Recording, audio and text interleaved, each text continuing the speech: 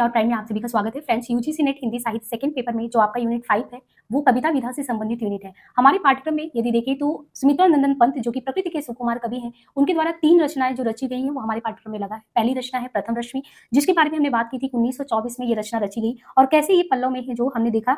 जो पहला जो रचना प्रथम रश्मि था वो बीड़ा 1927 में संकलित था। आज जो चर्चा करने वाले हैं वो परिवर्तन कविता है। परिवर्तन कविता जो कि इनके द्वारा रचा गया कविता सन 1934 में, सन 1900 जो है 24 में ये रचना रचा गया और ये जो काव्य संकलन है पल्लव में इन्होंने इसे संकलित किया। कहीं कहीं 26 मिलता है 1926, कहीं कहीं 1928 मिलता है। पल्लव के अलावा इस जो रचना को इन्होंने जो उनका खुद का रश्मि बंध है उसमें भी इस चीज को संकलित किया। एक तरीके से जो परिवर्तन कविता है, जैसे इनका प्रथम रश्मि दुधमुहा प्रयास था, रचना के क्षेत्र में बस पदार्पण ही किया था, तो वो एक प्रयास के तहत था। और जैसे ही हमने देखा इनके द्वारा अंततः जो कविता लिखा गया द्रुत झरु जगत के जीर्ण पत्र, जिसमें ये कहीं ना कहीं प्रयोग धर्मिता की बात करते हैं, पुरातन मान्यताओं को छोड़कर आगे चलने की बात करते हैं। तो जो परिवर्तन कविता है जो कि एक लंबी कविता है और जीवन के शाश्वत मूल्यों को से आपको अवगत कराता है, तो ये जो कविता है इसको कहीं ना कहीं इनके द्वारा जो है, या आप पूरी छायावादियों के द्वारा कहेंगे कि ये छायावाद का घोषणा पत्र है। परिवर्तन जो इनके द्वारा लिखा गया एक 40 पेज की भूमिका के साथ लंबी भूमिका वाला एक कविता माना जाता है, जिसमें ये कुल 32 खंडों में इसको दार्शनिक भावभूमि के कह सकते हैं आधार देकर इन्होंने इस पूरी रचना को रचा है। तो जो परिवर्तन रचना है ये पंत की एक लंबी कविता तो है ही, साथ में ये जो लिखा गया है ये रोला छंद में लिखा गया है और कुल हमने बताया आपको 32 भागों में ये विभक्त है। जो ये रचना की शुरुआत होती है, यहाँ पे कवि ने परिवर्तन को जीवन का सत्य माना है। सत्य यानी शाश्वत सत्य माना है कि लोगों को ये चीज तो पता ही होना चाहिए कि क्या जीवन में कहते हैं यूनिवर्सल ट्रूथ, तो वही चीज है कि यूनिवर्सल ट्रूथ क्या जीवन का क्या शाश्वत सत्य है, उससे जो है जो यहाँ पे लेखक है वो अवगत कराने का प्रयास करते हैं। बहुत ही धीरे धीरे आपको 32 जो इन्होंने भागों में डिवाइड किया था, एक एक करके आपको उन शाश्वत सत्य मूल्यों से परिचित कराते चले जाते हैं। शुरुआत में ये बताते हैं कि एक समय था जो भारत का स्वर्णिम काल था। कैसे आप कह सकते हैं कि जब भी किसी से बात करते हैं कि हमारा अतीत कितना स्वर्णिम रहा है, लेकिन वो सब एक समय के बाद आपको लगता है वो मिथ्या है। जैसे एक बच्चा जो है जब बाल्यावस्था में या युवावस्था में आता है, बहुत ही कोमल कांत उसका शारीरिक सौष्ठव देखकर कोई भी आकर्षित हो सकता है, लेकिन समय के साथ परिवर्तन मूल्यों के साथ आप देखते हैं कि सृष्टि भी उसके साथ क्या खेल खेलती है कि वृद्धावस्था तक जाते जाते जो उसकी जीर्ण शीर्ण स्थिति होती है वो किसी से छिपा नहीं है। तो हम इस चीज को स्वीकार करें तो अलग अलग उपमानों के माध्यम से जो प्रकृति के सुकुमार पंत कवि जो है उन्होंने, क्योंकि वो प्रकृति से बहुत जुड़े हैं, तो प्रकृति को जो है उनके एग्जाम्पल को लेकर, उनके उदाहरणों को लेकर इन सारी बातों से या तथ्यों से लोगों को अवगत कराते हैं। कविता में आगे वो संसार की नश्वरता और सतत परिवर्तनशीलता पर विचार करते हैं कि परिवर्तन के आगे नगर उजड़ जाते, परिवर्तन के आगे सब कुछ बदल जाता है, फिर इंसान ये क्यों नहीं समझता है कि कुछ मूल्य ऐसे हैं जो जीवन के अभिन्न पार्ट हैं, क्यों वो समय के साथ दुखी हो जाता है। ये सारी चीजें इन्होंने जो है इस परिवर्तन कविता के माध्यम से बताया है। हालांकि पल्लव की सीमाएं जो है छायावादी अभिव्यंजना के तहत आती हैं और इसमें इन्होंने परिवर्तन में ऐसे ही बोला है कि अहे निष्ठुर परिवर्तन तुम्हारा ही तांडव नर्तन, विश्व का करुण विवर्तन तुम्हारा ही नयन मिलन, यानी तुम ही एक हो। यानी वो सृष्टि के निर्माता ब्रह्मा को भी संबोधित करते कहते हुए हैं कि किस तरीके से आपके एक इशारे पे सब कुछ आप देखें तो परिवर्तन हो जाता है। और सृष्टि के संचालकों से वो कहते हैं कि आपके ही तांडव नृत्य से, अगर आप तांडव नृत्य करते हो तो कैसे सब बनी बनाई यानी कोई बहुत बड़े महल हो वो भी मिनटों में जो है खंडहर में तब्दील हो जाते हैं। इसलिए हर एक व्यक्ति को इन शाश्वत मूल्यों की जानकारी होनी चाहिए कि हम क्या है, और एक पल में हम अपने को अगर सोना समझ रहे हैं तो दूसरे ही पल मिट्टी है। एक समय अगर हम समझ रहे हैं कि हमारे जीवन में सुख है तो दूसरे ही समय दुख है। हर एक चीज का आप कह सकते हैं कि कोई ना कोई काट है, ये इसके माध्यम से इन्होंने कहा है। तो जगत का अविरत हल्कापन तुम्हारे ही भय सूचन, निखिल पलकों का मौन पतन तुम्हारा ही आमंत्रण। तो उन्होंने बहुत ही अच्छे से जो है परिवर्तन के कविता के माध्यम से, अगर आप इस कविता को बहुत ही ध्यानमग्न होकर सुनते हैं, समझते हैं, तो आपको जीवन के बहुत सारे उन तथ्यों से अवगत होने का मौका मिलेगा जिन पे स्वतः हमारा ध्यान नहीं जाता है, क्योंकि वो जो है लेखक होते हैं, वो साहित्यकार होते हैं, उनको जो सूक्ष्म दृष्टि मिला होता है, उन्होंने प्रकृति को उसी तरीके से अवलोकित किया होता है और उसी अपनी अभिव्यंजना में अपनी लेखनी के माध्यम से उसी चीजों को हमारे समक्ष रखते हैं। तो हम तो आपसे यही करेंगे कि ना सिर्फ यूजीसी नेट के पाठ्यक्रम को ध्यान में रखते हुए इस कविता को पढ़िए, बाकी बहुत ही डेप्थ में जाके इस कविता को पढ़िए। तो चलिए हम उस प्रकृति के सुकुमार कवि पंत जी द्वारा परिवर्तन शीर्षक से जो कविता लिखा गया है, इसमें हमें हमारे पुरातन वैभव को स्मरण कराया जा रहा है कि कैसे एक समय था जब विश्व संपदा का विकास प्रारंभ हुआ और हमारे चारों ओर स्वर्गीय प्राकृतिक सौंदर्य की छटा होती थी। हम उसे स्वर्ण युग कहते थे। लेकिन कैसे समय परिवर्तित होता रहता है और समय के साथ स्थितियां बदलती चलती जाती हैं और बहुत कुछ परिवर्तन होता चला जाता है। इस कविता के माध्यम से आपको यही पता चलेगा कि समय के साथ कितना कुछ परिवर्तित होता चला जाता है। आज कहाँ वह पूर्ण पुरातन, वह सुवर्ण का काल, भूतियों का दिगंत छवि जाल। यानी एक समय था सरल और सौम्य प्राकृतिक सौंदर्य से भरपूर काल था। संपूर्ण आप कह सकते हैं कि भारतवर्ष स्वर्णमय था। उस समय हमारी सारी विभूतियां दिशाओं के छोरों तक फैली हुई थी, दिगंत छवि जाल। संसार में चारों ओर देखते ज्योति जुम्बित जगती का भाल, राशि राशि विकसित वसुधा का वही अमन श्रृंगार।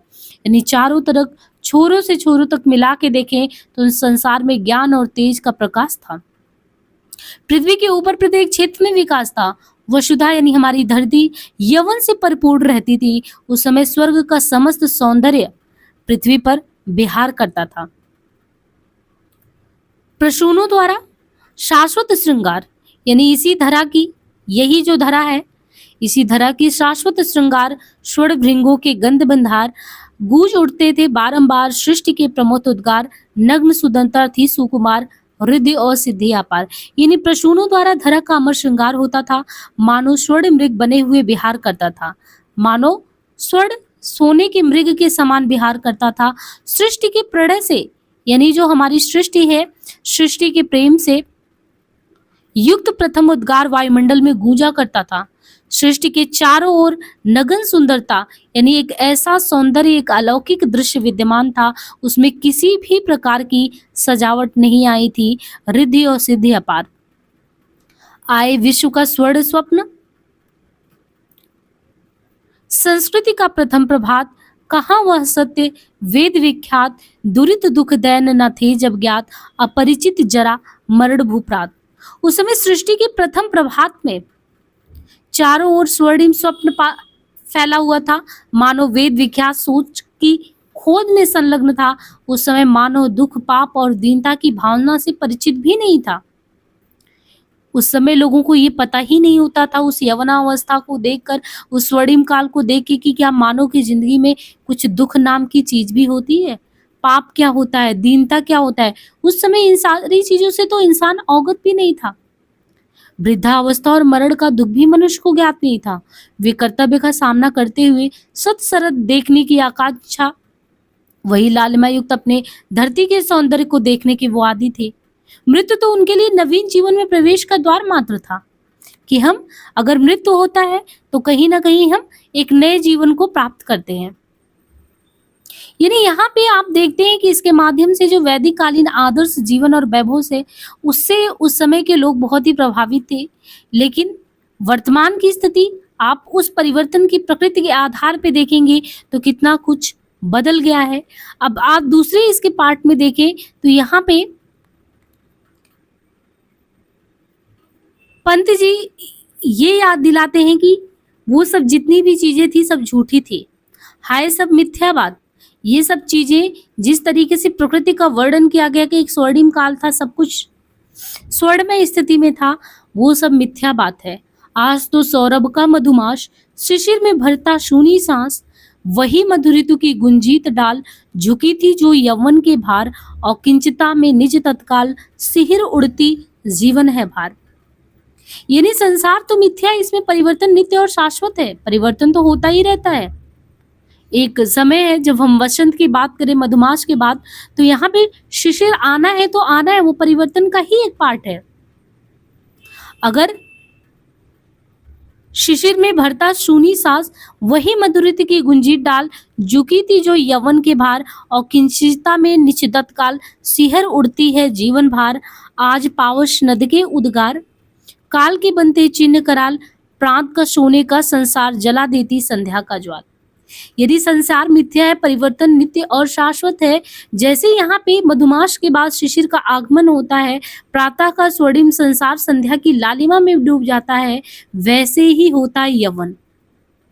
जब एक बालक बाल्यावस्था में, शिशु अवस्था में होता है, जो खिलखिलाहट होती है, वृद्धावस्था तक जीर्ण सी स्थिति हो जाती है, और वो यवन प्रदीप्त शरीर हड्डियों का ढांचा मात्र रह जाता है। यानी उसके बाद दुख का पुनः आगमन तो होता ही है। ये संसार क्या है, नश्वर है। यह परिवर्तन का चक्र सदैव यहाँ पे चलता रहता है। यहाँ सुख के हाहाकार उपस्थित हो जाते हैं। इस सृष्टि में सभी कुछ क्या है, मिथ्या है, झूठ है। यदि आज सौरभ से परिपूर्ण वसंत है तो कल शिशिर का आगमन होगा ही होगा, उसके लिए हमें तैयार रहना चाहिए। वसंत ऋतु में वृक्ष की डाल पे आपने देखा होगा, पुष्प राशियों से वो बिखरा सौंदर्य, बिल्कुल एक जो युवावस्था होती है, यौवन के भार से वही खिलखिलाहट होती है। उस पर जैसे पक्षियों का कलरव गुंजायमान करता रहता है, वो वृक्ष की डाल पे पुष्प राशि जब अंकुरित होते हैं, वैसे ही शिशिर में वो पुष्प और पल्लव से रहित होकर शून्य भी हो जाते हैं। यानी वह अपनी आकिंचिंता पर सिहर उठता है। आज पावश नद के उद्गार, काल के बनते चिन्ह कराल। किंतु शिशिर में वो अपने आप को जिस तरीके से पुष्प और पल्लों से रहित होकर जब शून्य पाता है, जब आकिंचिंता से वो सिहर उठता है, तो उसको अपना जीवन ही भार सा लगता है। जहां वर्षा के बादल उमड़ते थे, आज पावश नदी के उद्गार, यानी जहां पे वर्षा के बादल उमड़ते थे, काल के बनते चिन्ह कराल। और काल उस नदी के चिन्ह मात्र छोड़ जाता था। प्रातः के समय चारों ओर स्वर्णिम आभा छा जाती थी, किंतु संध्या अपनी ज्वाला में उनको जला डालती थी। तो यहाँ पे जो कवि हैं, ये मानव को परिवर्तन के एक अंग के रूप में उन्होंने इस सत्यता से परिचित कराया है कि जो मानव का शरीर है, अखिल यवन के रंग उभार, हड्डियों के हिलते कंकाल, कंचों के चिकने काले बाल, केंचुली कास शिविर क्रॉस सिवार, गूंजते हैं सबके दिन चार, सभी फिर हाहाकार। यानी जो मानव का शरीर है, यौवन से पूर्ण है, बहुत ही आह्लादित है, उसको लगता है कि नहीं, जिंदगी यही है। वो सौंदर्य की प्रतिमा जो अपने आप को महसूस कर रहा है, वही एक समय आता वृद्धावस्था जीर्ण हो जाता है, क्षीण हो जाता है, उस शरीर की हड्डियों का वो बहुत कंकाल बना रह जाता है। जो केस, जो बाल एक समय काले नाग की तरह चिकने और सुंदर लगते हैं, वही किचली कांस और सिवार की तरह सौंदर्यहीन हो जाते हैं। महाकाल सृष्टि के प्रत्येक पदार्थ में परिवर्तन उपस्थित कर देता है, और एक समय जब इस तरीके से स्थिति देखते हैं, तब एक आप कह सकते हैं कि जो जीवन में हाहाकार मचता है, ये परिवर्तन का ही एक अंग है। तो छायावादी प्रतीक शैली में मानवीयकरण, यानी प्रकृति के साथ मानव की तदात्मयीकरण को अब स्थापित करके ये एहसास दिलाया गया है कि हर एक मानव को अपने जीवन के इस परिवर्तन के लिए तैयार रहना चाहिए और उसको उसी रूप में स्वीकार करना चाहिए। यदि आज बचपन का कोमल गात, जरा का पीला पात। यहाँ पे देखिए फिर से पंत जी सृष्टि की उस असीम विरह की झांकी को दिखा रहे हैं कि सृष्टि में परिवर्तन शाश्वत है। परिवर्तन के चक्र से जड़ चेतन कोई भी नहीं बचता। यहाँ क्षणिक मिलन के उपरांत चिर वियोग हो ही जाता है। यानी आज बचपन का अगर कोमल गात है, तो जरा का पीला पात, यानी सृष्टि में जो पल पल परिवर्तन हो रहा है, उसके कैसे आप साक्षी बन रहे हैं। जैसे एक बालक का सुकुमार कोमल शरीर, वही बालक जो एक समय बहुत ही कोमल सौंदर्य से युक्त था, कैसे वो वृद्धावस्था में पीले पत्ते के समान हो जाता है। 4 दिन सुखद चांदनी रात और फिर अंधकार अज्ञात, यानी चांदनी रात 4 दिन की ही रहती है, और उसके बाद जैसे ये बार बार कहा भी जाता है, 4 दिन की चांदनी फिर अंधेरी रात, यानी अज्ञात अंधेरा ही अंधेरा छा जाता है। और शशिर सा झर नैनों का नीर, झुलस देता गालों के फूल। और जब इस तरीके से एक सौंदर्य युक्त, लालिमा युक्त आप अपने कोमल शरीर को एक वृद्धावस्था में जीर्ण शीर्ण पाते हैं, तो आपको ये एहसास होता है कि चांदनी रात के बाद कैसे जीवन में अंधेरा ही अंधेरा छा गया। यानी मनुष्य की जीवन संध्या में शिशिर में पाला या ओश के समान अश्रु प्रवाहित होकर उसके गालों के फूलों को मुरझा देते हैं। ये बिल्कुल प्रकृति के उन तत्वों में आप चीजों को देख सकते हैं कि प्रणय का चुंबन छोड़ अधीर अधर जाते अधरों को भूल, मृदुल ओठों का हिमजल हास, उड़ा जाता निश्वास समीर, सरल भावों का सरदाकाश। यानी मनुष्य की जीवन संध्या में शिशिर में पाला या ओस के समान अश्रु प्रवाहित होकर जब उसके गालों को बिल्कुल उन्हीं फूलों की तरह मुरझा देते हैं, जिस प्रकार शरद ऋतु में फूल मुरझा जाते हैं, उसी प्रकार होता है बुढ़ापा की स्थिति। गालों में झुर्रियां पड़ जाती हैं। जिन गालों की उपमा गुलाब से एक समय दी जाती थी, वही मुरझा जाते हैं बिल्कुल उन फूलों की तरह। जवानी में जो अधर प्रणय का चुंबन लेने के लिए रहते थे, वे अपनी दशा भूल जाते हैं, अर्थात या तो वे सूख जाते हैं या विकृत होकर लटक पड़ते हैं। जिन कोमल ओठों से हिमजल सा मधुर हास प्राय बिखरता था, हंसी बिखेरने वाली चीजें निकलती, उन्हीं से अब ठंडी आहें निकल रही हैं। शून्य सांसों का मधुर वियोग, हड़ाता अधर मधुर संयोग, मिलन के पल केवल 2-4, बिरह के कल्पा पार, अरे वो अपलक 4 नयन, 8 आंसू रोते निरुपाय, उठे रों के आलिंगन, कसक उठते कांटों से हाय। जो भवें सुंदर सरदाकाश की तरह उनके बुढ़ापे में चिंता के बादल घेर लेते हैं, मनुष्य की चेतनता शून्य सी हो जाती है। अब वो अधरा मृत पान की भी आकांक्षा नहीं रहता, यानी वो भूल जाता है कि वो समय क्या था। इसलिए ये सही है, ये बिल्कुल सत्य है कि संतृप्ति में मिलन के 2-4 पल ही आते हैं जो आपको बहुत ही खुशनुमा लगते हैं, लेकिन वो तो बहुत ही कम समय होता है। समय तो आपको मिलता है विरह के कल्प अपार के रूप में, किंतु यहाँ जो विरह है अपार कल्पों यानी युगों के समान है। जो नेत्र प्रिया के नेत्रों से मिलकर अपलक होकर सौंदर्य का पान करते थे और कभी भी थकते नहीं थे, आज वे निरुपाय होकर आंसू बहा रहे हैं। प्रिया से आलिंगन करते समय रोमांच होने से जो रोए खड़े होकर आनंद को प्रकट करते थे, वे अब कंटक के समान पीड़ा देने के लिए आतुर है। ये जो स्थिति है ना, मिलन के पल केवल 2-4 विरह के कल्प अपार। छायावादी प्रतीक शैली में जो अलंकार एक तरीके से उपमा दी गई है, हर जगह पे मानवीयकरण अलंकार के साथ मनुष्य के जो जीवन में जो सत्य चीजें हैं उनको उद्घाटित करने का प्रयास पंत जी का अद्भुत है। कहते हैं किसी को सोने के सुख साज। अब यहाँ पे देखिए आपको एक एक करके आप आगे कड़ी को जोड़ते चले तो सबसे पहले आपको परिवर्तन के शाश्वत प्रकृति के नियम से कि एक स्वर्णिम काल था। इसके बाद आपको बताते हैं कि कैसे वो बाल्यावस्था से जो आपका वृद्धावस्था का चरण होता है, उस चरण तक आप देखेंगे तो कैसे एक समय खिले हुए फूल की तरह और एक समय था मुरझाने वाले फूल की तरह। इसके बाद आपके हाव भाव भंगिमा जो हम शारीरिक अपने सौंदर्य को एक कहीं ना कहीं जीवन का सत्य मान लेते हैं, उससे भी वो परिचित कराते हैं कि ये सत्य 2-4 दिन के हैं, बाकी विरह के कल्प अपार है। अब उसके आगे कह रहे हैं कि किसी को अगर आप देखें संसार में तो सोने के सुख साज मिले होते हैं, मिल गया यदि ऋण भी कुछ आज, चुका लेता दुख कल ही ब्याज, काल को ही नहीं किसी की लाज। यानी यहाँ पे कह रहे हैं केंद्रीय भाव अगर देखें तो कभी ये स्पष्ट करना चाहता है कि संसार का सुख क्षणिक है किंतु दुख चिर और व्यापक है। यानी आपको यदि सुख मिला है तो बहुत ही क्षणिक है, बहुत कम समय के लिए है, लेकिन यहाँ पे जैसे वहां पे विरह यानी प्रेम अगर कम समय के लिए मिला तो विरह जो है वो कल्प अपार के लिए है। वैसे ही अगर आपको जीवन में संसार का सुख मिला वो क्षणिक है, किंतु दुख अगर देखें तो वो चिर और व्यापक है।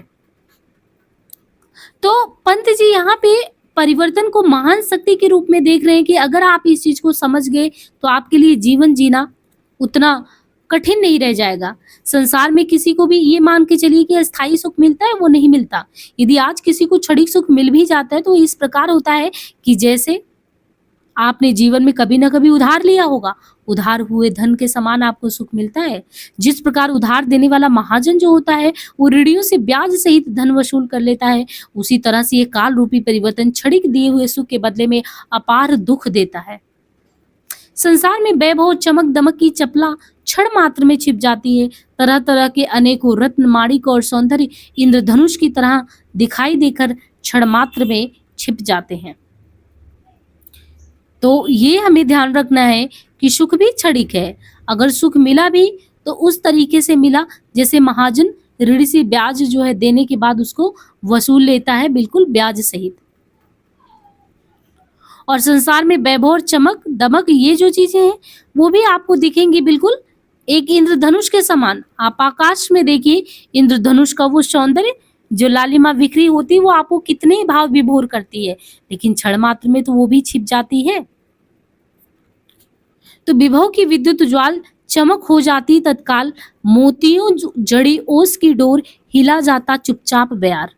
जिस प्रकार जो ओस होता है वो कभी भी आपने देखा शरद ऋतु में ओस से भरी डालियां कभी भी हवा का झोंका आता है हिलाकर उनको शून्य कर देता है। इसी प्रकार से परिवर्तन भी आपके जीवन में एक मानव के जीवन में एक झोंके के समान आता है और उसके समस्त वैभव को समेट कर वो लेके चला जाता है। आगे कभी कहते हैं प्रकृति के परिवर्तन में खोलता इधर जल लोचन, खोलता इधर जल लोचन जन्म लोचन, मुदती उधर मृत्यु लक्षण क्षण क्षण, अभी उत्सव और हास उल्लास, अभी अवसाद अश्रु उच्छ्वास।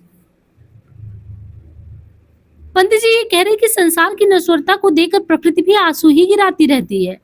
यानी संसार में एक ओर दुख है तो दूसरी ओर सुख है, एक तरफ अवसाद है तो अश्रु भी है, एक ओर जन्म होता है तो दूसरी ओर मृत्यु, यानी जन्म होगा तो मृत्यु का तांडव होना जरूर है। संसार में अगर दुख है तो सुख भी जरूर होगा, अगर प्रसन्नता है तो हास विलास भी होगा। यानी इन कंट्राडिक्टरी चीजों को आपको ध्यान में देना है कि जैसे ही आपने जन्म लिया, इस धरा पे आंखें खोली, आंख खोलते ही ये निश्चित हो गया कि आपने जन्म लिया तो मरण तय है।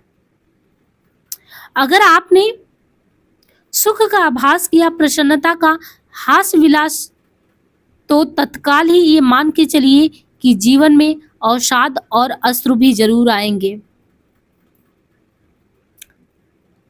आचिरता देख जगत की आप, रहस्य भरता समीर निश्वास, डालता पातों पर चुपचाप ओशो के आंसू नीलाकाश।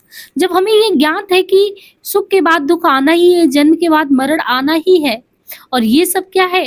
प्रकृति का तांडव नृत्य। जहां पर प्रसन्नता हास विलास है, वहां पे अवसाद और अश्रु को विखेरना ही है। तो संसार की इस नश्वरता को देखकर पवन भी क्या करता है, हवा भी क्या करता है? जो पवन है वो तत्काल इस नश्वरता को देखकर, समझकर वो भी शून्य में ठंडी सांसें भरने लगता है। जो पत्तों के ऊपर ओस के रूप में चुपचाप अपने आंसू गिराता है, तथा समुद्र का मन भी सिसकियों से भर जाता है। सिसक उठता समुद्र का मन, सिहर उठते उडगन। यानी समुद्र का मन भी सिसकियां भरने लगता है और जो तारागण है वो सिहर उठते हैं। यहाँ पे देखिए अगले अंक में कहते हैं कि अहे निष्ठुर परिवर्तन। अब यहाँ पे पंत जी संबोधित करते हैं, या एक तरीके से उसको ये संबोधित करके कहते हैं परिवर्तन को कि अय निष्ठुर परिवर्तन, तुम्हारा ही तांडव नर्तन, विश्व का करुण विवर्तन, तुम्हारा ही नैनोन्मीलन। यानी परिवर्तन की समझ से संसार की महान से महान शक्तियां कैसे वो विनत हो जाती हैं। तो इसमें पंत जी ने परिवर्तन का वर्णन दुर्जय शक्ति के रूप में किया है। परिवर्तन कभी निरंकुश, जैसे एक राजा होता उसकी तरह अत्याचार हम पे करता है। कभी भी आपने देखा कि बहुत अच्छा मौसम है, सब है, अचानक भूकंप आ गया, ज्वालामुखी आ गया, तो ये तो बिल्कुल एक राजा की तरह कभी कभी जैसे अपने प्रजा पे अत्याचार हो जाता है, बिल्कुल परिवर्तन तो ऐसे ही करता है। और कभी सृष्टि का विनाश करते हुए मानसिक और शारीरिक पीड़ाओं को जन्म देता है। तो इसमें कभी वही चीज बता रहा है कि हे परिवर्तन, हे निष्ठुर परिवर्तन, तुम ही विश्व विजयी हो, तुमको संसार की कोई भी शक्ति पराजित नहीं कर सकती। और तुम्हारा ही नैनोन्मीलन, निखिल उत्थान पतन, अहे वासुकी सहस्त्रफन, लक्ष्य अलक्षित चरण तुम्हारे चिन्ह निरंतर। छोड़ रहे जगत के विक्षत व स्थल पर शत शत फेनोच्छ्वासित स्फित उत्कर्ष भयंकर, घुमा रहे घनाकार जगती का अंबर, मृत्यु तुम्हारा गरल दंत कंचुक कल्पांतर, अखिल विश्व की बिबर वक्र कुंडल दिक्मंडल। यानी तुम विश्व विजयी हो, तुम्हारे इंद्रासन के नीचे आकर सैकड़ों देवता और नृपति शीश झुकाते हैं। यानी परिवर्तन में तुम्हारे आगे खुद स्वयं को झुकाता हूँ, भाई तुम ही सबसे बड़े हो। तुम क्रूर और अत्याचारी जिसे एक राजा होता है कि वो अनियंत्रित रूप से अपनी प्रजा को कुचलने लगता है, कभी झोंके में आता है तो पूरे के पूरे नगर को उजाड़ देता, तुम भी तो बिल्कुल वैसे ही करते हो। ये परिवर्तन तुम्हारा सैन्य दल भी तुम्हारी तरह क्रूर और अत्याचारी है, मानसिक रूप, शारीरिक रूप, बहुवृष्टि, झंझावात। इस तरीके से यहाँ पे कि तुम जो है दुर्जय विश्व विजित, तुम एक तरीके से इस तरीके से हो कि कभी भी हारने वाले नहीं हो। नवाते सत सुरवर नाथ, जितने भी लोग हैं तुम इस तरीके से हो कि तुम विश्व विजयी हो, हम लोग तुम्हारी शक्ति को समझ रहे हैं, तुम क्रूर और अत्याचारी हो। तुम्हारे इंद्रासन तलमाथ, तुम्हारे इंद्रासन के नीचे तो सैकड़ों देवता और देवी जो हैं वो भी नतमस्तक हुए हैं। सतत रथ के चक्रों के साथ तुम रेशंस से जगती पर चढ़ अनियंत्रित करते हो संस्कृति को उत्पीड़न पदमर्तित। नगन नगन कर भगन भवन प्रतिमाएं खंडित हर लेते हो, विभव कला कौशल से संचित। आदि व्याधि बहुवृष्टि वात उत्पात अमंगल, वहीन बाढ़ भूकंप तुम्हारे विपुल सैन्य दल। अहे निरंकुश पदाघात से जिनके बिहवल हिल इथता टलमल पद दलित धरातल। तो यहाँ पे देखिए परिवर्तन को ये इस तरीके से कि तुम क्रूर अत्याचारी राजा की तरह हो, अनियंत्रित भाव से जब आते हो नगर के नगर उजाड़ देते हो, महलों को खंडहर में तब्दील करा करते हो, सब कुछ नष्ट कर देते हो। हे परिवर्तन, तुम्हारा जो सैन्य दल यानी जो सेना है ना, वो भी तुम्हारी तरह क्या है, क्रूर है, अत्याचारी है। क्यों? क्योंकि तुम कहीं ना कहीं आदि व्याधि, कभी तो तुम मानसिक रोग और कभी आदि यानी मानसिक रोग, कभी व्याधि यानी शारीरिक रोग, बहुवृष्टिवात, बहुत तरीके से हवाओं के झंझावात, वात उत्पात, अमंगल, उपद्रव, अमंगल, अग्नि, बाढ़, भूकंप, ये सब तो तुम्हारी सेना के क्रूर सैनिक है ना, जिनके पैरों के तले तुम जो है आघात से धरातल पर दलित कर देते हो। और इससे क्या होता है, पूरी पृथ्वी टलमल टलमल हिलने लगती है। तो एक जो भयावह स्थिति है ना कि ये क्रूरतम रूप भी है, उस रूप को ही यहाँ पे दिखाने की बात जो है इनके द्वारा की गई है कि कैसे वो जो है आके सबको अंदर से ही, मतलब कि एक तरीके से आता है और अब जो है सभी को अंदर से भय से भर देता है। तो ये क्या है, तुम्हारे अंदर एक निष्ठुर परिवर्तन तो ही है। तुम सृष्टि की निठुर महाशक्ति हो। विश्व में जितनी स्थितियां आती वो तुम्हारे तांडव नृत्य के कारण ही तो आती। तुम्हारे ही नेत्रों को खोलने से विश्व का उत्थान और पतन होता है। तुम सहस्त्र फन वाले वासुकी नाग जैसे, जिस प्रकार जो सर्प होता अपने अलचरण चिन्ह छोड़ता चला जाता, उसी प्रकार से संसार के बुरी तरह से घायल हृदय पर भी तुम अपना प्रभाव छोड़ देते हो। परिवर्तन सृष्टि का शाश्वत नियम वो तो होता ही रहता है, किंतु दिखाई नहीं पड़ता। बट तुम्हारे फेन से युक्त उच्छ्वास इतना भयंकर, इतना विनाशकारी है, ऐसा फुटकार मारता है। तुम अपनी किंचित मात्र उच्छ्वास से ही संसार में विनाशकारी दृश्य उपस्थित कर देते हो। तुम्हारे ही संकेत से आकाश घनाकार होकर घूम रहा है। हे वासुकी रूप परिवर्तन, तुम्हारे गरल दंत नृत्य है। जिस प्रकार वासुकी का काटा हुआ नहीं बचता, यानी जो नाग, वासुकी नाग के बारे में, सहस्त्रफन उसके बारे में कि जैसे उसका जो है काटा हुआ व्यक्ति, मान लो कि काटा तो मृत्यु तुम्हारे सन्निकट है, उसी प्रकार सर्प अपनी जैसे पुरानी केचुली उतार कर नई धारण करता, उसी प्रकार से तुम युग परिवर्तन करते रहे हो। तुम्हारे संपूर्ण विश्व ही तुम्हारे रहने के लिए बिका यानी बिल है और द्युमंडल की वक्र कुंडली है। यानी जिस तरीके से सर्प अपना एक वर्चस्व कायम किए रहता है, बिल्कुल तुम्हारा भी बिल्कुल वही वर्चस्व है।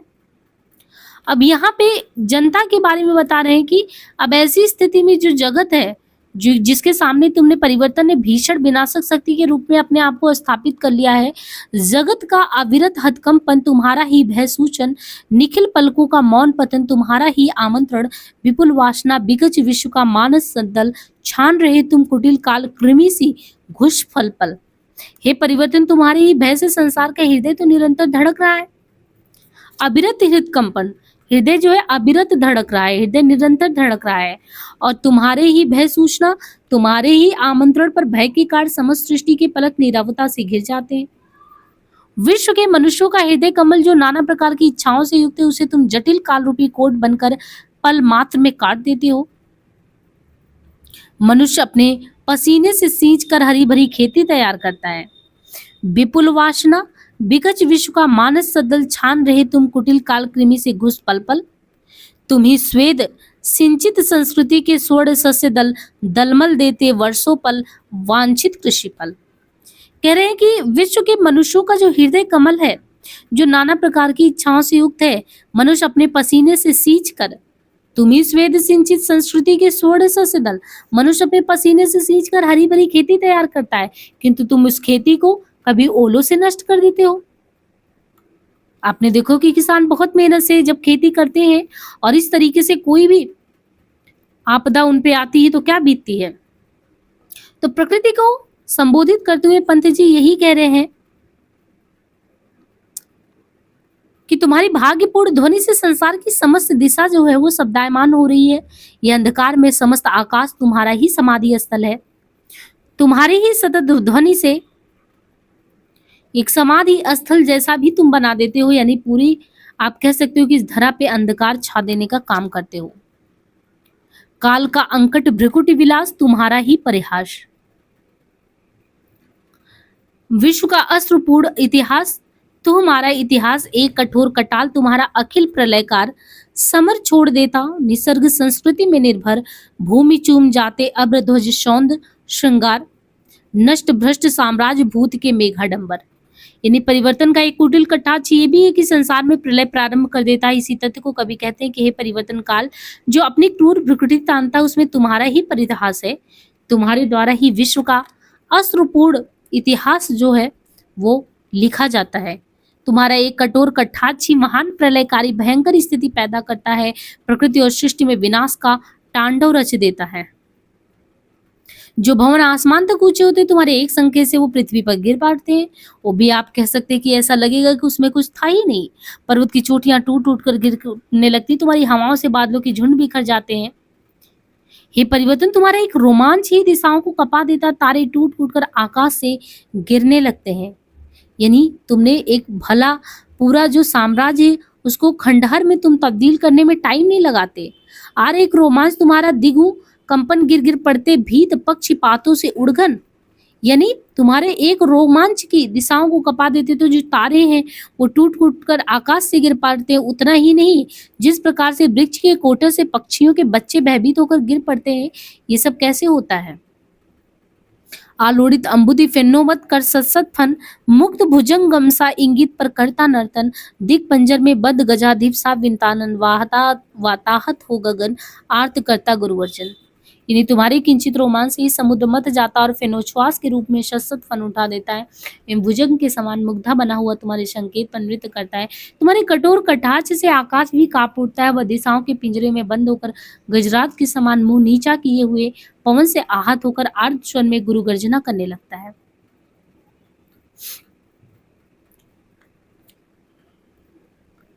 जगत की सत्कातर चित्कार बेदती बधिर तुम्हारे कान अश्रु स्रोतों के अगणित धार मिचती ऊड़ पसार। हे परिवर्तन, तुम्हारे क्रूर अत्याचार और विनाशों की तांडव नृत्य से संसार करुणा से भरी एक चित्कार आह निकल रहा है। तुम्हारे मूक कानों को भेदने में वो सामर्थ्य नहीं है, यानी वो तुमको सुनाई नहीं दे रहा है। अश्रु स्रोतों की अगणित धार मिचती ऊड़ पाषाण। आज संसार के मनुष्यों के नेत्रों से जो आंसू की धाराएं प्रवाहित हो रही हैं, किंतु उससे भी सिंचकर तुम्हारा जो पाषाण यानी जो पत्थर का हृदय है, और यानी जो आपका हृदय वो कोमल नहीं होता। अरे छड़ छड़ सौ निश्वास छा रहे जगती का आकाश चतुर्दिक बहर बहर अक्रांति ग्रस्त करती सुख शांति। तुम्हारे क्रूर तांडव नृत्य के कारण चारों ओर से होने वाले विप्लव सुख शांति का जो ग्रस वो है वो समाप्त हो रहा है, नहीं वो ग्रसित हो जा रहा है। हाय रे दुर्बल भ्रांति, हाय रे दुर्बल भ्रांति, कहाँ नश्वर जगती में शांति, सृष्टि ही का तात्पर्य है अशांति। अभी पंक्तियां देखिए बहुत इंपॉर्टेंट है। हाय रे दुर्बल भ्रांति, कहाँ नश्वर जगत में शांति, यानी इस जगत में आप शांति ढूंढने जाओगे तो इस जगत में आपको नश्वर जगत में शांति कहाँ मिलेगी। सृष्टि का ही मतलब है अशांति। जगत अविरत जीवन संग्राम स्वप्न है यहाँ विराम, 100 वर्ष नगर उपवन 100 वर्ष विजन वन। यही तो है आसार संसार, सृजन सिंचन संसार आज गर्भोन्मित अम्य अंसार, रत्न दीपावली मंत्रोच्चार उल्को के कल भग्न बिहार। यानी ये संसार नश्वर है। मनुष्य को जीवन संग्राम में एक क्षण की भी शांति नहीं मिलती। सृष्टि में सदैव ही परिवर्तन का चक्र चलता रहता है। सुख और दुख की आंख मिचौनी खेलता हुआ विश्व आगे को बढ़ता है। इसी तथ्य को यहाँ पे कवि कह रहे हैं कि सृष्टि में देखें तो सुख और शांति की खोज करना तो एक भ्रांति है। इस नश्वर विश्व में तुम शांति कहाँ खोज रहे हो। वास्तव में तो ये समस्त सृष्टि ही अशांति से भरा हुआ है।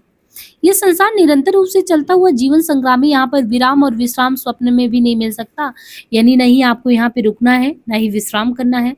सृष्टि में सदैव ही परिवर्तन का जो चक्र है वो चलता ही रहता है। एक शताब्दी में जहाँ नगर और उपवन होते हैं, दूसरे में वहीं पे आपको खंडहर दिखते हैं। तो ये तो आसार संसार है, इसका क्रम भी यही है।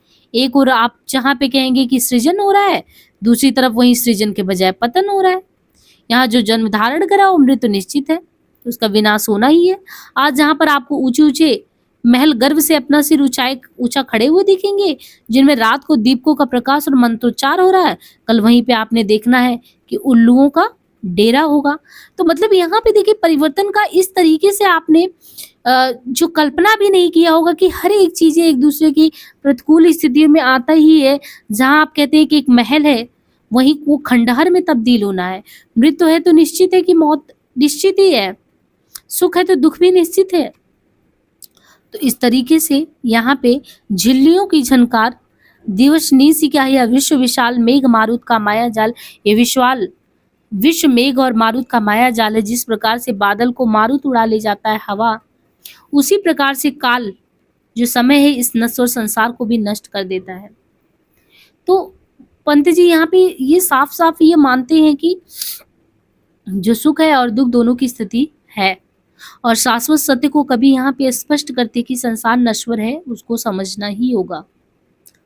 आगे कहते हैं कि प्रसंग में कभी परिवर्तन का जो सुगत और क्रूर चित्र प्रस्तुत करते हुए ये कह रहे हैं कि अरे देखो इस पार दिवस की आभा में साकार, दिगंबर सहस रहा संसार, हाय जग के करतार, प्राप्त ही तो कलाई कहलाई मात पयोधर बने उरोज उदार। तनिक उस ओर दृष्टि डालकर देखो जहाँ की दिशाओं से आवृत होकर भी आकाश सोने सा लगता है, और उसकी शून्यता से संसार कैसे डरा हुआ है। ये जगत के विधाता, तुम्हारी लीला कितनी विचित्र है, काल का क्रूर विधान बनाने वाले तुम कितने निर्दयी हो। जिस युवती ने अभी यवन की प्रातःबेला में प्रवेश ही किया था। यहाँ पे देखिए इन्होंने मानवीयकरण अलंकार के साथ किस तरीके से कहा है कि पयोधर बने उरोज उदार, मधुर उर इच्छा को अज्ञात, प्रथम ही मिला मृदु आकार, छिन गया हाय गोद का बाल, गड़ी है बिना बाल की नाल, अभी तो मुकुट बधा था माथ, हुए कल ही हल्दी के हाथ, खुले भी ना था लाज के बोल, खिले भी चुम्बन सोने का पोल, हाय रुक गया यही संसार, बना सिंधु अंगार, वात हत लतिका वह सुकुमार, पड़ी है छिन्नदार।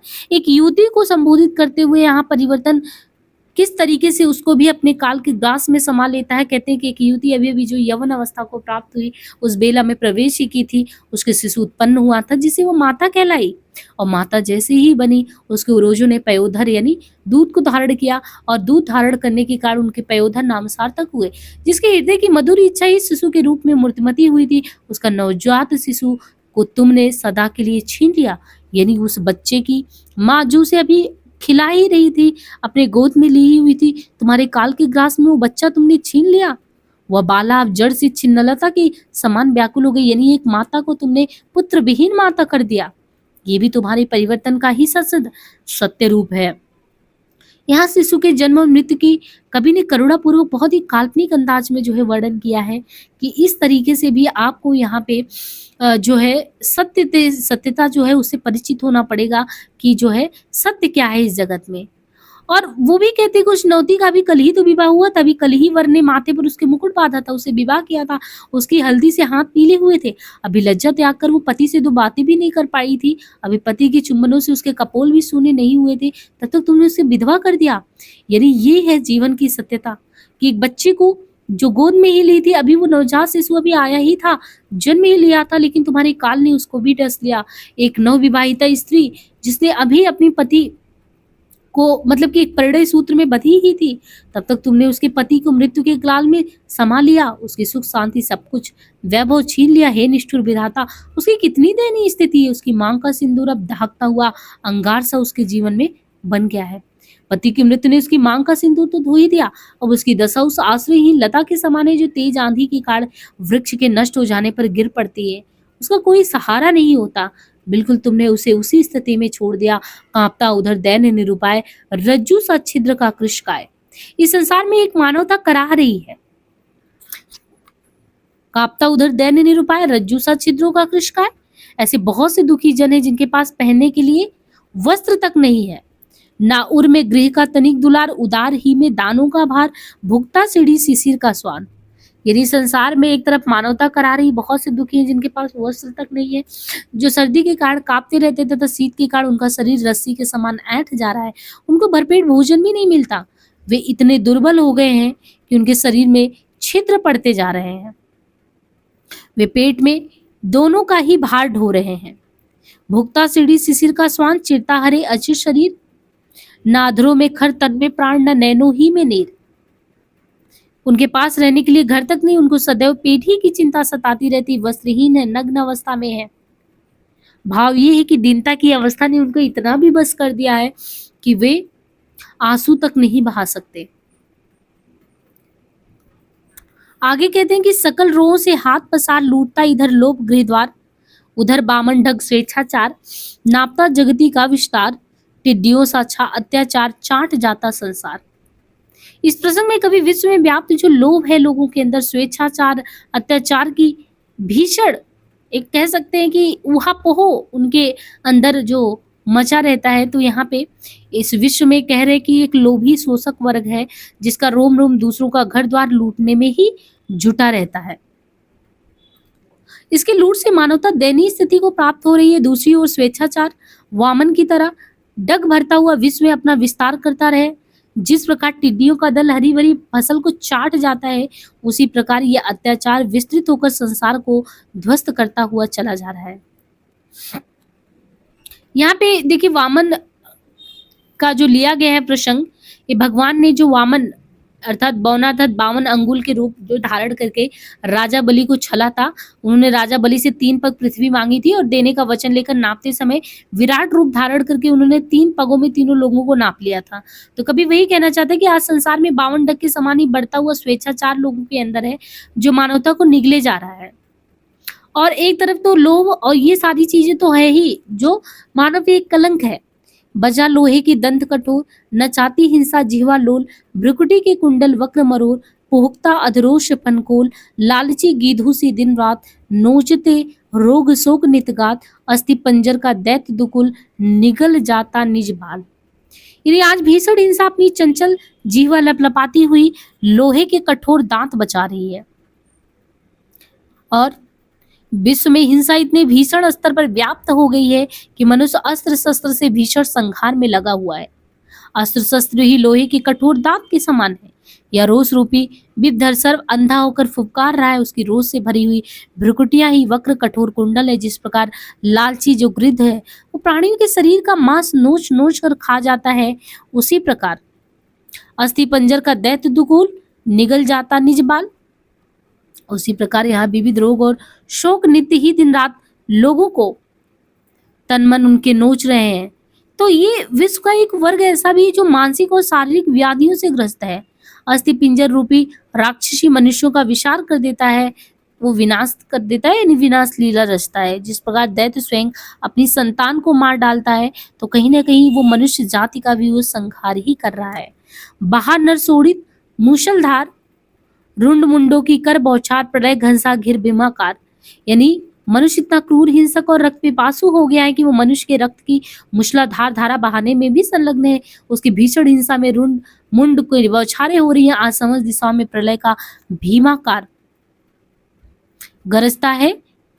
दिगंत संघार, यानी समस्त दिशाओं में जो है वो प्रलय, वो भीमाकार घन गर्जना के साथ वो अपने अत्याचारों से पददलित कर रहा है लोगों को। आज हिंसक क्रूर संसार भीषण संहारक अस्त्रों की झंकार करता हुआ महाभारत अर्थात भीषण काट और माट ये सारी चीजें मचाया हुआ है। नैन मड़ियों से जटिल कराल, अरे दिग्गज सिंहासन जाल, अखिल मत्र मृत देशों के कंकाल, मोतियों के तारक लट। रक्त पिपासु मनुष्य ने अपना राज बढ़ाने के लिए दूसरों देशों पर आक्रमण करके भीषण नरसंहार किए। उनकी नेत्र मड़ियों से ही उनके सिंहासन जटित है। इस क्रूर और हिंसक विश्व में मोतियों की तारक, खीड़ियों के हार, आंसुओं के श्रृंगार के समान हो गए हैं। रुधिर के हैं जगती के प्रात, चिंता नल के ये सायंकाल, शून्य निश्वासों के आकाश, आंसुओं के हैं सिंधु विशाल। कभी को संसार की भीषण मारकाट में सुख शांति नहीं दिखाई पड़ता, लेकिन है तो ये भी एक परिवर्तन का प्रकृति का नियम ही। तो इस संसार के प्रातः काल कह रहे हैं कि ये रुधिर के हैं। इस संसार के प्रातः काल रक्त के हैं। मनुष्य सवेरा होते ही दूसरों के रक्त को बहाने और संहार करने में लग जाता है और प्रत्येक सवेरा नई संहार लीला लेकर सामने आ जाता है। इसी प्रकार प्रत्येक संध्या काल चिता की अग्नि के समान दहकता है। यहाँ शून्य निश्वासों से भरा हुआ है। जहां भी देखिए आंसुओं का भरा हुआ विशाल सिंधु ही दिखाई पड़ता है। यहाँ सुख सरसों सुख सुमेरु, अरे जग है जग का कंकाल, वृथा रे ये अरण्य चित्कार, शांति सुख है उस पार। इस हिंसा और मारकाट से भरे हुए विश्व में सुख सरसों के समान थोड़ा ही है, शाख सुमेर के समान विशाल है। यह संसार ही संसार का कंकाल बना हुआ, अर्थात मनुष्य मनुष्य का संहारक बना है।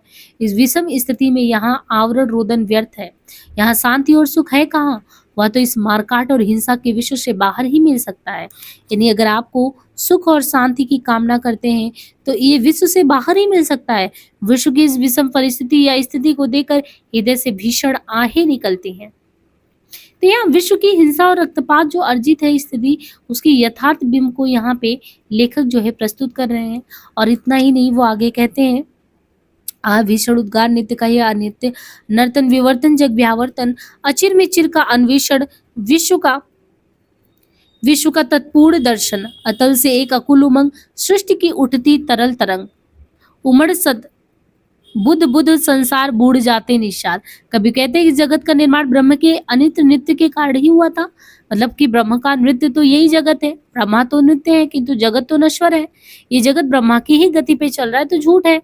हम जगत के मिथ्या स्वरूप की ओर आकृष्ट होते हैं, किंतु मिथ्या भ्रम के दूर हो जाने पर हमें उसकी नश्वरता का ज्ञान तो हो ही जाता है। अब हम इस संसार में आके अगर ब्रह्मा को खोजते फिरते हैं परंतु ब्रह्मा के चिर स्वरूप को तो पहचान नहीं पाते, तो यही तो विश्व का तत्व दर्शन है। अतल से एक अकूल उमंग, कभी जगत का सृष्टि को स्पर्श करते हुए कहते हैं जिस प्रकार लहर सागर से उठती है और उसमें सैकड़ों बुद्ध जो है डूब जाते हैं, उसी प्रकार ब्रह्मा की आकांक्षा होने पर भी इस जगत का निर्माण होता है। और जैसे ही निर्माण होता है उसकी इच्छा में ही सैकड़ों जगत नष्ट हो जाते हैं। ये सब उसी प्रकार होता है जिस प्रकार आंधी बालू की दीवार को अचानक गिरा देती है। तो रस्सी में सर्प का भ्रम होने का विवर्तन कहते हैं और सांप को पुनः रस्सी में विलीन हो जाना व्यावर्तन है। सृष्टि का क्रम भी इसी प्रकार है। कवि ने भारतीय दर्शन के अंदर जो है इस चीज को बहुत ही बखूबी चित्रित किया है। कहते हैं कि एक छवि के असंख्य उद्गण एक ही सब में स्पंदन, एक छवि के विभात में लीन, एक विधि के अधीन। पंडित जी कहते हैं कि संसार में एक ही सत्ता सभी में विद्यमान है। तारों की छवि भी उसी सत्ता की छवि है। सभी में जो कंपन व चेतना है वह उसी सत्ता की है।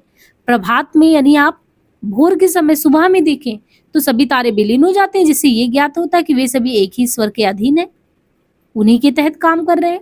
एक ही लोल लहर के छोर उभय सुख दुख निशी भोर, इन्हीं से पूर्ण त्रिगुण संसार सृजन ही है संहार। क्या है? सृजन ही है संहार।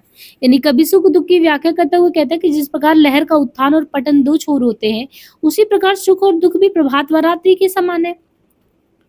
यह त्रिगुणात्मक संसार इन्हीं सुख दुख और प्रभात रात्रि से कंप्लीट होने से ही तो बनता है। अगर एक का सृजन होता है तो दूसरे का नाश निश्चित है।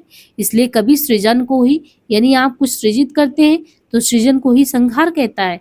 मुदती नैन मृत्यु की रात, खोलती नव जीवन की प्रात, शिशिर की सर्प प्रलयकार बात, बीज बोती अज्ञात, म्लान कुसुमों की मृदु मुस्कान, फलों में फलती फिर अम्लान, महते आर आत्म बलिदान, जगत केवल आदान प्रदान। तो यहाँ पे कह रहे हैं कि पंत जी जिस प्रकार रात्रि की समाप्ति पर प्रभात होता है, उसी प्रकार मृत्यु के बाद तो नवजीवन भी आता है। कभी कहते हैं संहार के बाद सृजन होता है। जिस प्रकार शिशिर की तेज वायु जो है सब कुछ नष्ट कर देती है, किंतु बीजों को चारों ओर फैलाकर सृजन भी शुरू कर देती है। जैसे पुष्प कुम्हला जाते हैं, उनकी म्लान मुस्कान फलों के रूप में प्रकट होकर पुनः म्लान हो जाती है। तो कभी वो भी कहते हैं कि आत्म बलिदान का महत्व भी बहुत ज्यादा है, क्योंकि उससे नवीन सृष्टि का सृजन होता है। आत्म बलिदान देने से भी जो है नवीन सृष्टि का सृजन होता है। जगत में तो कर्म और फल का आदान प्रदान मात्र है ही और कुछ नहीं है, यानी यही अंतिम सत्य है। एक ही तो असीम उल्लास, विश्व में पाता विविधावास, तरल जल निधि में हरित विलास, शांत अंबर में नील विकास, वही उर में प्रेमोच्छ्वास, काव्य में रस कुसुमों में वास, अचल तारक पलकों में हास। कवि कहता है कि इस विश्व में केवल एक ही व्यापक उल्लास है जो विविध रूपों में अभिव्यक्त होता है।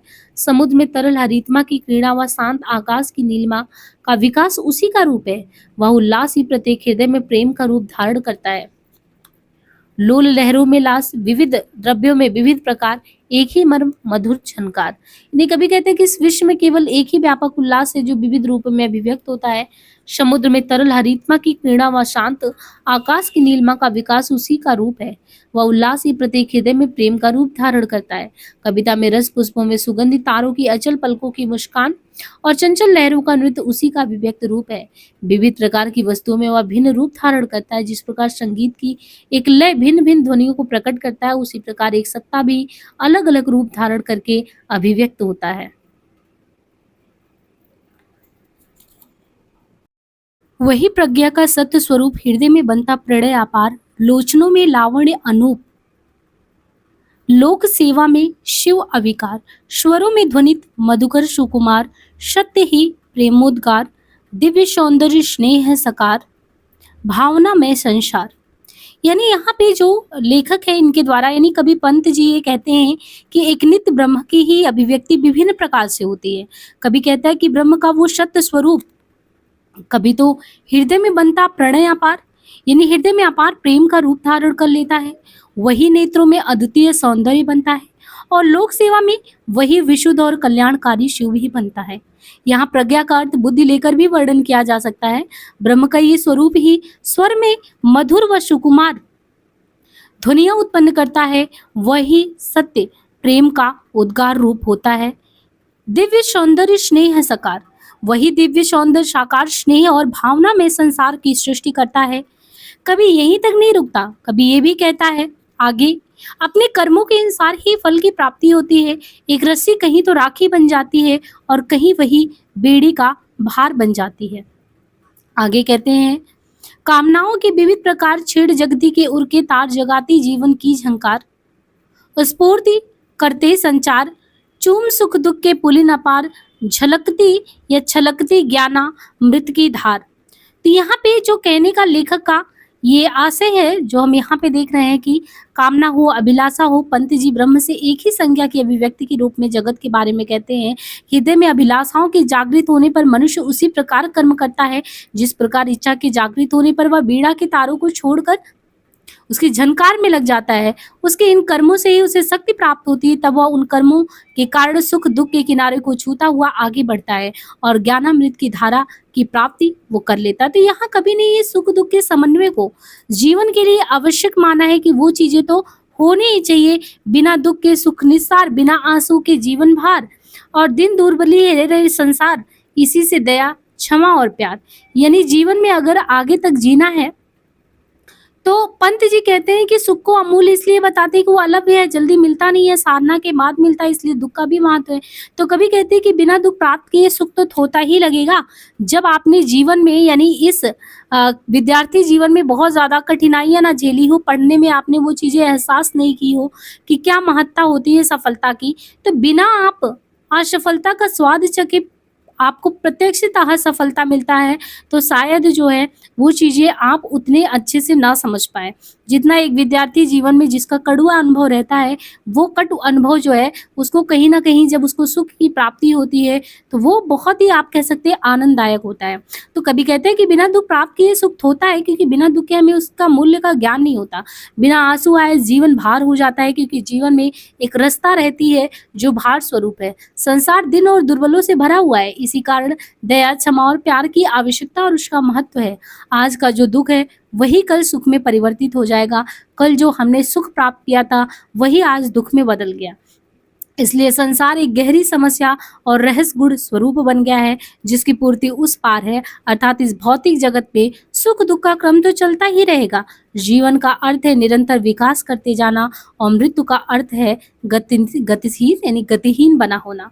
तो हमारे काम ना अपने काम नहीं है हम, यानी यहाँ पे जो लेखक है कहती कि आज का दुख कल का आह्लाद और कल का सुख, आज विषाद समस्या स्वप्न गूढ़ संसार, पूर्ति जिसकी उस पार जगत जीवन का अर्थ विकास मृत्यु गति क्रम का हास्य। हमारे काम न अपने काम नहीं हम, जो हमें है ज्ञान, अरे निज छाया में उपमान, छिपे हैं हम अपरूप, गंवाने आए हैं अज्ञान, गंवा कर पाते स्वीय स्वरूप। तो यहाँ पे लेखक के द्वारा ये कहा जाता है कि सुख दुख व मृत्यु जीवन के क्रम को स्पष्ट करने के बाद इस भौतिक देह के बारे में बताते हैं कि कभी कहता है कि जो हम कार्य करते हैं वे वस्तुतः हमारे कार्य नहीं है, वे तो किसी और के कार्य हैं जो हमें साधन बनाकर करा रहा है। हम अपने को जो कुछ समझते हैं वह हम नहीं है, हम तो वास्तविक रूप के पीछे उपनाम के समान है। हमारा सत्य स्वरूप तो छिपा हुआ है, हमको ये भी पता नहीं है कि हम क्या गंवाने आए हैं, किंतु इस शरीर को गंवाकर हम अपना वास्तविक स्वरूप प्राप्त करते हैं। कभी नहीं यहाँ पे भारतीय जो दार्शनिक विचारधारा है उसके अनुकूल जीव और जगत का बहुत ही बखूबी सुंदरता के साथ जो है यहाँ पे अंकन किया है। जगत की सुंदरता का चांद सजा लांछन को भी अवदात, सुहाता बादल बदल बदल दिन रात, नावलता ही जग का आह्लाद। यानी इस छंद में कवि स्पष्ट करते हैं कि सुख दुख सुंदरता का विकास होता है, परिवर्तन में ही संसार की सुंदरता जो है वो निहित है। कहते हैं कि संसार की सुंदरता का चंद्रमा लांछन को सजाकर भी उज्जवल रहता है। चंद्रमा में कलंक होता है परंतु वह उज्जवल प्रकाश बिखेरता है। चंद्रमा प्रतिपदा से लेकर अमावस्या तक अपने को घटाता रहता है और अमावस्या एवं प्रतिपदा को सर्वथा अस्तित्वहीन हो जाता है। अपने इस रूप में वह कलंक को धो देता है और द्वितीय के चंद्रमा के रूप में अपना उज्जवल रूप सामने लाकर नव विकास करता है। दिन रात की शोभा भी उनके परिवर्तन में ही है। दिन के बाद रात और रात के बाद दिन का परिवर्तन चक्र तो चलता ही रहता है और इसी में उनका सौंदर्य निखरता है। इस प्रकार परिवर्तन ही सबसे बड़ी प्रसन्नता और आह्लाद है। परिवर्तन को कवि विश्व के विकास और नवलता का कारण मानते हैं और उसी के साथ आगे बढ़ने की बात करते हैं। स्वर्ण सहसो स्वप्नों का जाल, मंजरित यवन सरस रसाल, प्रौढ़ता छायावट सुविशाल, अस्थिरता नीरव सायंकाल, वही विस्मय का शिशु निदान, रूप पर मडरा रहा बन गुंजार, प्रणय से बिंद बंद चुन चुन सार, मधुर जीवन का मधुकर पान, साध अपना मधुमय संसार, डुबा देता तन मन प्राण। यानी यहाँ पे कह रहे हैं कि जीवन में निरंतर परिवर्तन चक्र तो चलता ही रहता है। इस रूप सुनहरे सहसों को लेकर मनुष्य पृथ्वी पर अवतरित होता है। वह सहसों नाना प्रकार के स्वप्न जाल से युक्त होता है। सहसों यौवन में ही परिवर्तित हो जाता है। सरल रसाल की तरह यवन मंजरित हो उठता है। यवन की रसमय उद्दाम भावनाएं जीवन को सरस बना देती हैं। यवन की मादकता प्रौढ़ता में परिवर्तित हो जाती है। उसकी प्रौढ़ता विशाल छायावट के समान प्रसारित होती है। इसके बाद वृद्धावस्था की संध्या नीरो शक्ति का प्रसार करती है। मानव जो विस्मय से भरा हुआ नादान शिशु सा पृथ्वी पर जन्म लेता है और जो यह अवस्था प्राप्त करके रूप सौंदर्य पर मडराता है तथा भ्रमर के समान गुंजार करता हुआ किसी के प्रणय बध जाता है और मधुर जीवन सार चुन चुनकर मधुपान करता है। इस प्रकार वह अपने मधुमय संसार बसाकर अपने तन मन और प्राणों को निमग्न कर देता है। परंतु इतना ही नहीं, आगे लेखक कहते हैं कि एक बचपन ही में अनजान, जागते सोते हम दिन रात वृद्ध बालक, फिर एक प्रभात देखता नव्य स्वप्न अज्ञान, मूद प्राचीन मरण खोल नूतन जीवन। यानी कहते हैं मनुष्य बचपन की अज्ञानता में ही दिन रात सोता जागता रहता है। वह बालक से वृद्ध होकर मृत्यु प्राप्त करता है और पुनः उसके जीवन का प्रभात होता है, अर्थात वह इस रूप में जन्म लेता है और सरसों के रूप में भव्य स्वप्न लेकर पुनः अवतरित होता है।